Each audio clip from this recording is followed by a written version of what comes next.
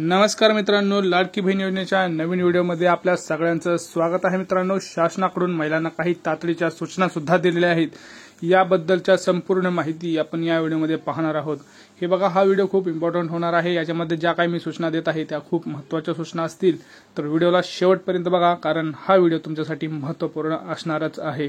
तर आता बघा, आपल्याला सगळ्यांना माहिती आहे की आपली जी लाडकी बहीण योजना आहे याच्यामध्ये योजनेचा जे काही तिसरा हप्ता आहे याच्याबद्दलच्या सूचना आहेत आणि काही बँक संदर्भाच्या सूचना आहेत, तसेच काही गैरवापर झालेल्या गोष्टी आहेत त्याच्याबद्दल ही सूचना आहेत. ह्या तीन महत्त्वाच्या सूचना आपण या व्हिडिओमध्ये पाहणार आहोत. तर काय होतंय, सगळ्यात प्रथम आपण एक बघूया की नेमकं आताची सगळ्यात महत्त्वाची बातमी कोणती आहे. आता बघा, पहिला आपण एक घेऊया पैसे संदर्भात बघा मित्रांनो, काय होणार आहे. जी माझी लाडकी बहीण योजना जी आहे तिसऱ्या हप्त्याबद्दलची सगळ्यात महत्त्वाची पहिली लक्षात घ्या सूचना काय असणार आहे.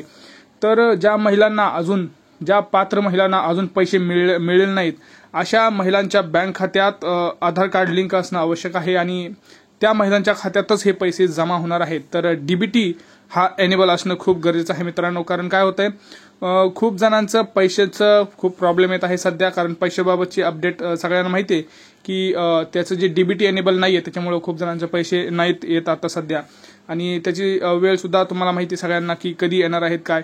तर तुम्हाला सगळ्यात महत्त्वाचं सांगतो मित्रांनो की कालपासूनच तुमच्या बँकमध्ये पैसे यायला सुरुवात झालेली नसेल तर एकदा तुम्ही जाऊन चेक करू शकता किंवा थोडे दिवस वाट बघू शकता. आता काल म्हणजे 15 तारखेपासून सुरुवात झालेली आहे. तर 15, 16, 17 आणि 18, 19 या 4-5 दिवसामध्ये तुम्ही बँकेसमोर तुम्ही चेक करू शकता तुमचा बॅलन्स.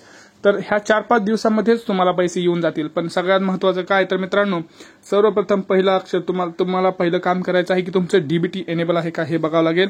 आधार कार्डचं लिंक आहे का नाही बघावं लागेल. कारण स्वतः त्यांनी सांगितलं आहे की आम्ही जर तुमचे आधार कार्ड किंवा डीबीटी एनेबल नसेल तर आम्ही तुम्हाला काही करू शकत नाही, आम्ही तुम्हाला पैसे पाठवण्यास असमर्थ आहोत असं त्यांनीही सांगितलं आहे. त्यामुळं त्याच्यावरही त्यांनी उपाय काढला आहे की लवकरात लवकर अशा जे काही रखडलेले काम आहेत त्यांना सुद्धा 30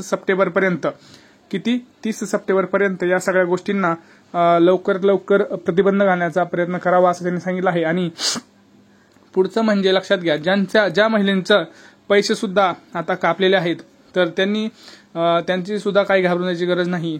आपले जे काही बालविकास विभाग आहेत त्यांनी आरबीआयला पत्र पाठवून त्याच्या संदर्भात चौकशी सुरू केलेली आहे की ज्यांचे पैसे विनाकारण कापले गेलेले आहेत अशा सर्व पात्र महिलांचे पैसे वापस करावा लागणार आहे. हा एक महत्त्वाचा निर्णय आत्ताच्या क्षणाला आपल्याला पाहायला मिळतो आहे. लक्षात घ्या, पुढची महत्त्वाची बाब काय आहे. तर पुढं आहे की सगळ्यांना एक माहिती आहे की मित्रांनो, ज्यांनी आता बघा हे केलेलं आहे, पैसे जे घेतलेले आहेत, परंतु ज्या महिला अपात्र आहेत, लक्षात घ्या, ज्या महिला अपात्र आहेत, नवीन अपडेट समोर आलेले आहे.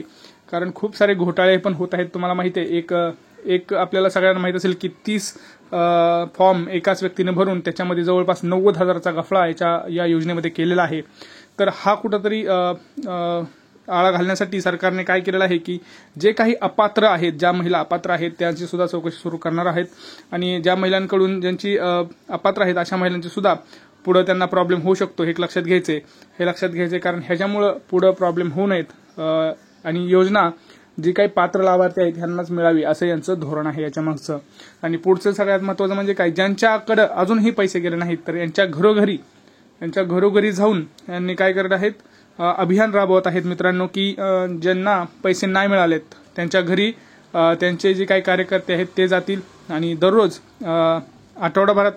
15 घरात म्हणजेच आठवड्याभरात 1 कोटी लाभार्थ्यापर्यंत पोहोचू असं मुख्यमंत्री यांनी सांगितलं आहे. त्यामुळं या सगळ्या महत्त्वाच्या बाबी आहेत, ह्या सगळ्या महत्त्वाच्या बाबी लक्षात घ्या. त्यामुळं कुणीही टेन्शन घेऊ नका. ज्यांचे पैसे आखडले आहेत किंवा रखडले आहेत त्यांना लवकरात लवकर तुमच्या अकाउंटवर पैसे येतील. आणि ज्यांचा फॉर्म अजून पेंडिंग दाखवत आहे तर अशा व्यक्तींनी काय करायचंय, तर तुम्ही थोडंसं वाट बघायचे. कारण 30 सप्टेंबरपर्यंत सगळ्यांचे फॉर्म अप्रूव्ह होऊन पैसे सुद्धा जमा होणार आहेत. आणि ही जे काही 1,500 रुपये आहेत ते महिन्याला तुमच्या अकाउंटवर हे पडतील असं देखील आपल्या राज्याचे मुख्यमंत्री श्री एकनाथ शिंदे यांनी सांगितलं आहे. तर बघूया आता पुढे काय होते या गोष्टींचं. जर तुम्हाला काही याच्याबद्दल प्रश्न असतील तर तुम्ही आपल्या कमेंट सेक्शनमध्ये नक्की कळवा. भेटूया पुढच्या व्हिडिओमध्ये. तोपर्यंत जय महाराष्ट्र.